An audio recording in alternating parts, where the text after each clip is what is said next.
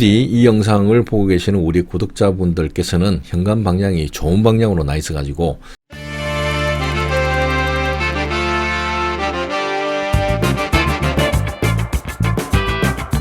네, 안녕하십니까. 풍수에 살고 풍수에 죽는 풍생풍사입니다. 오늘은 저번 시간에 이어서 거실이 남양이 집들은 주목을 해 주시기 바라겠습니다. 우리나라에서 가장 많은 자양이 아마 거실이 남양인 집들이 되겠습니다. 그런데 뽑다 보니까 아주 의외의 결과가 나왔습니다. 거실이 남양이면 현관이 북향인 집도 있고 동쪽인 집도 있고 현관이 서쪽인 집도 있겠죠. 이 세 집 중에서 어느 집이 웃고 어느 집이 울고 하는 것을 오늘 디테일하게 풀어보도록 하겠습니다. 그 어디에서도 얘기해 주지 않는 24년도부터 25년도까지의 재물 기운에 대해서 말씀을 드리겠습니다. 저는 잠시 뒤에 좀 더 디테일한 화면에서 다시 찾아뵙겠습니다.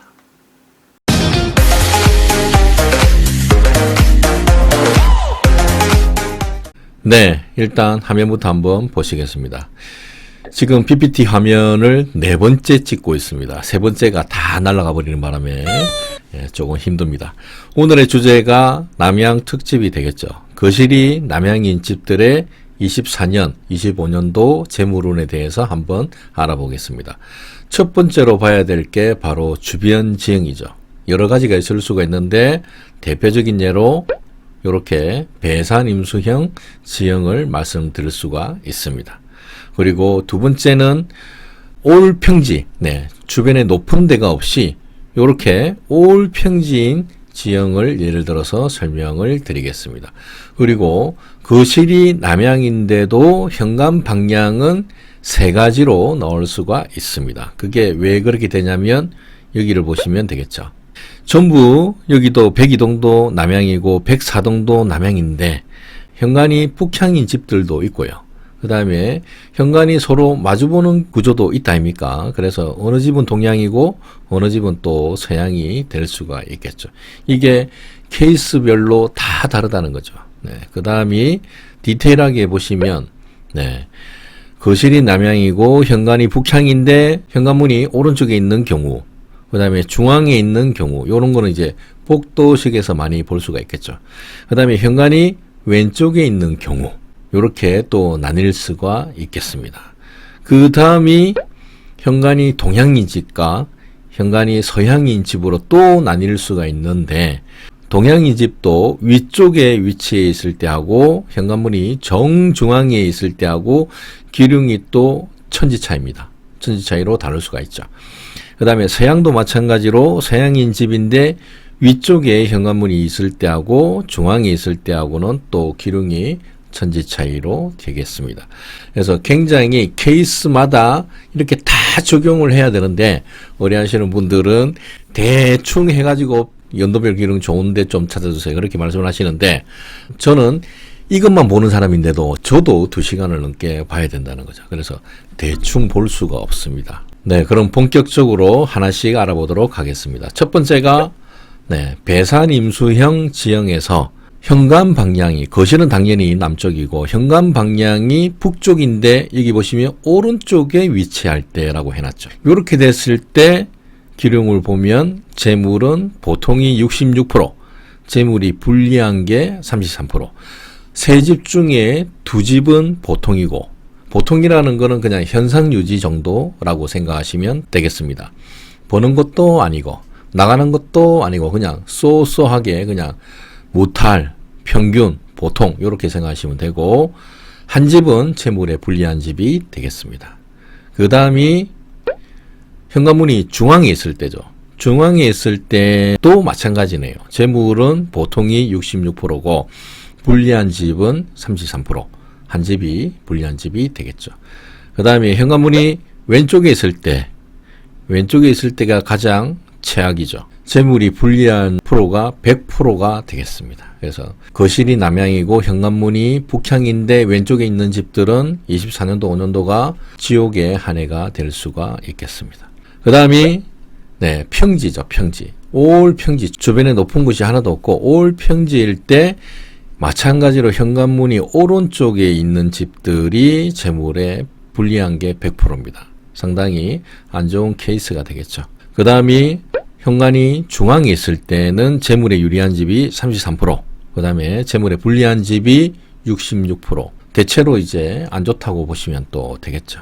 그 다음이 현관이 왼쪽에 있을 때도 마찬가지로 재물에 유리한 집은 33%, 불리한 집이 66%니까 대체로 평지에 있는 남양집들은 좀 불리하다라고 생각하시면 되겠습니다. 좋은 거는 없고 거실이 남향이고 현관이 북향인 집들은 재물 유리한 거는 몇 집 없고 대체로 보통 아니면 재물에 불리한 집이 훨씬 더 많았다는 거죠.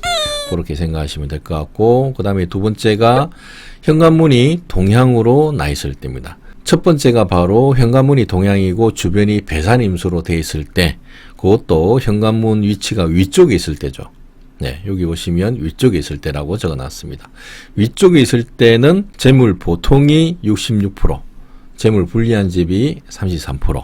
그래서 대체로 그냥 평균이다, 그냥 무탈하다, 그렇게 생각하시면 되겠습니다. 그 다음이 현관이 동향이죠. 동향인데 여기서 이제 두 가지로 나눌 수가 있는데, 하나는 동쪽이 오르막일 경우는 재물에 불리한 게 100%다라고 표시를 해 놓은 거죠. 오르막이 있을 때는 일단 안 좋고, 그 다음에 반대로 동쪽이 내리막이 있을 때는 재물 보통이 66%, 불리한 게 33%니까 대체로 평균, 그냥 보통이다라는 게 조금 더 많죠. 그나마 내리막이 조금 더 낫다는 거죠. 그 다음에 동향으로 있을 때 주변이 올평지다라고 했을 때 동향이면서 현관이 위쪽에 위치하면은 재물에 불리한 게 또 100%가 되겠습니다. 좀 안 좋다고 봐야 되겠죠. 그 다음에 현관이 정중앙에 평지에 있을 때는 재물에 유리한 게 33%, 그 다음에 재물에 불리한 집이 66%가 되겠습니다. 그래서 아까하고 마찬가지로 현관이 북향으로 나 있는 집하고 동향으로 나 있는 집은 재물에 유리한 집은 몇 집이었고, 대체로 평균 아니면 재물에 불리한 집이 훨씬 더 많았죠. 그렇게 생각하시면 되고, 이제 마지막으로 현관이 서쪽으로 난 곳입니다. 배산임수 지형에서 현관이 서쪽으로 났을 때, 그것도 위쪽으로 났을 때는 재물에 유리한 집이 33%, 재물에 불리한 집이 66%죠. 대체로 재물에 불리하다라고 생각을 하시면 될 것 같고, 그 다음에 현관이 서쪽으로 나와서 현관이 중앙으로 있을 때는 또 두 가지로 나뉩니다. 첫 번째가 바로 서쪽이 오르막일 때, 오르막일 때는 재물에 유리한 집이 66%죠.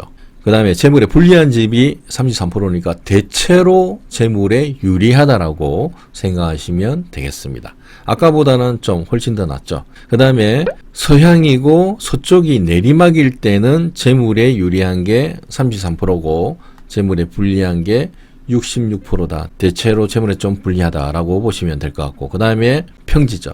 올 평지에서 서향 방향으로 현관문이 나 있고 위쪽에 위치할 때는 재물에 유리한 집이 66%, 그 다음에 불리한 집이 33%가 되고, 마찬가지로 평지에서 현관문이 정중앙으로 서쪽으로 나 있을 때는 재물에 유리한 집이 66%, 불리한 집이 33%가 됩니다. 그래서 결론을 따진다면 마지막 장이 이거죠.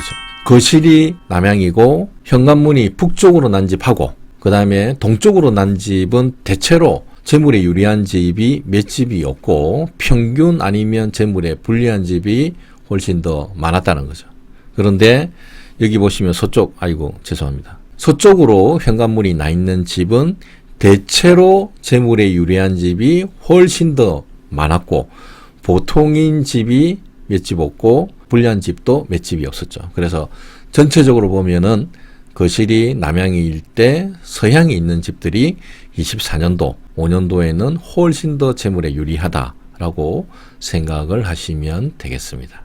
부디 이 영상을 보고 계시는 우리 구독자분들께서는 현관 방향이 좋은 방향으로 나 있어가지고 24년도, 5년도가 재물에 유리한 해가 되시기를 저도 기원 드리겠습니다. 네, 이상으로 오늘 준비한 영상은 이것으로 마치고, 오늘 준비한 영상이 여러분들에게 단 1이라도 도움이 되셨다면 구독과 좋아요, 알람 공유까지 한 번만 눌러주십시오. 저는 다음 영상에서 또 찾아뵙겠습니다. 감사합니다.